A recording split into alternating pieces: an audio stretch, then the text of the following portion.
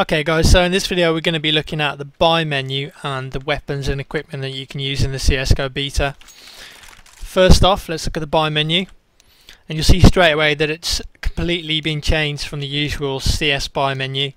Now we have this sort of radial wheel thing going on, and it's obviously aimed at the consoles. You know, if you're using like an analog stick, it's dead easy to sort of flick it upwards and then select something. I don't mind it, but I really think they need to have an option to use the classic sort of CS spying system where you have like a big list of categories. I think that makes much more sense than this on the PC anyway. First things to note as well, I think the money here needs to be a different colour and perhaps, you know, a bit more obvious to see how much you've got.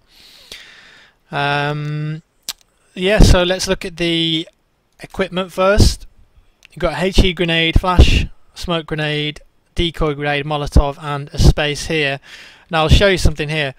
If you look at the bottom left hand corner of the screen, you'll see that I've already got armor, and basically everyone starts with armor in CSGO.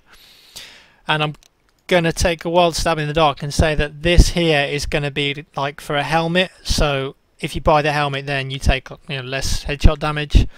But we'll have to wait and see about that. Pistols, all we've got is the P2000, which is a starting gun for the CTs, so no more USP. And of course we've got a Deagle in there. The terrorists only have the Glock and the Deagle. And then SMGs, or CQB as it's called now, we have the UMP45. Finally, if we go into the rifles, we've got the M4, the SSG-08 and the AWP. Of course the terrorists get the AK there instead of the M4.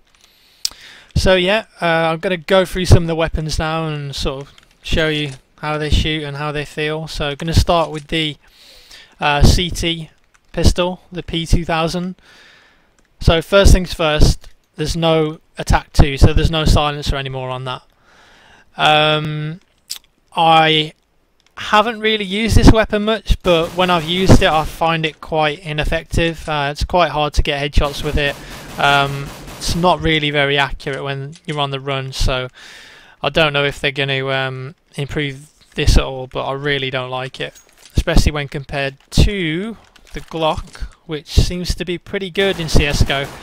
It seems to be a lot more accurate than the P2000, and it's got burst mode as well. So that's pretty cool. The Deagle, you can't have a CS without Deagle. So here it is. From my time playing the game, the Deagle is very, very powerful. It's very good. Seems quite easy as well to get headshots with it, and it's quite accurate, especially when you crouch in and just tap in.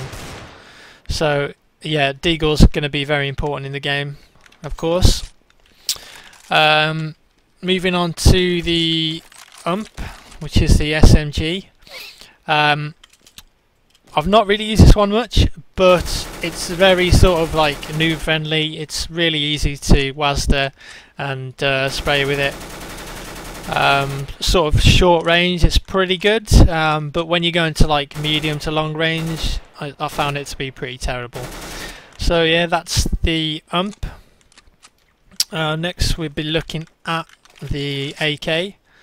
So first things first, this fills up a lot of the screen. You might be able to change the field of view. I think you can actually do it at the moment with like a command, but it only works on SV cheats. So hopefully they'll add like a field of view selector in the options. But in general the AK feels pretty nice in this game. When you're bursting, the first 2 bullets seem to go like in the same place, and then the third bullet always seems to go quite high. It's the same with the M4 as well. I'll show you in a sec. In terms of spraying, I'll just show you like a spray without trying to control the recoil. So I'm standing up and I'm just spraying here. So you can see there, like that really jumped like after 2 bullets. It just went bam bam and then up like that. So I'll show you now controlling the recoil. So that's a lot more sort of centered in the middle, but you can see it's still quite wide as well, and the AK feels like it's got a lot more recoil than the M4. in CSGO. But overall the AK is pretty good in this game, and I'd probably say it's the gun that I've used the most and been the most successful with. So now we're looking at the M4. So this is the same as the pistol. They've removed the silencer. I don't know if they're going to add that like in the future, but at the moment there's no silencer. You've just got the default M4. It's sort of the same as the AK in terms of you fire 2 bullets and then the third one always goes like quite high. You can see there. In terms of spraying, it seems pretty good. So this is me standing up, not controlling the recoil. So it doesn't go up as fast as the AK, and it sort of reminds me of like the 1.6 recoil, where it's sort of like a T shape. So that was me without controlling the recoil. So now I'll show you with controlling the recoil. So you can see it's a lot more tighter group than the AK. I think the AK was a bit wider than that. So it seems like the M4 might be better for, you know, spraying. But out of all the guns that I've used, like in CSGO, the M4 seems to be the most broken. There's been a lot of times when I'm just like tapping on someone, or they're like stood right there and they're just not dying. I don't know whether that's just, you know, the net code or a bug, but that needs to be looked at because it seems quite underpowered compared to the AK. So moving on to the sniper rifles, we'll do this one first. This is called the SG08, and I think this is sort of like the CSGO Scout, if you will. It seems to fire a lot quicker than the AWP does. So I've not really used it much, so I couldn't really tell you how it feels. Onto the AWP. Let me show you something here as well. When you zoom in, I'm just stood still. As soon as I start moving, the scope goes blurry. Just stand still, it's fine. Move, scope goes blurry. So I guess that's sort of like the developer's way of trying to get you to, you know, stand still when you're AWPing, so you don't get that blurriness. One thing to note as well, if you zoom in and you're running and then you hold shift, so that's my walk key, so if you hold your walk key, the blurriness goes away. So, I mean, I really don't like that blurriness. I don't really understand why it's in the game, but hopefully they'll have a command to remove it, or, you know, completely take it out of the game. It just seems a bit stupid, really. In terms of no scoping, it seems to be pretty accurate. So if I'm just stood still here, like, I'll get a bit closer here. There's just the center of the screen there.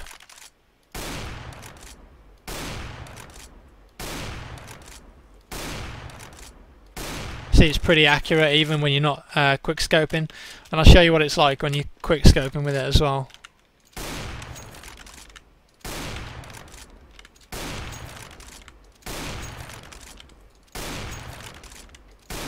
Seems pretty accurate again when you're quick scoping.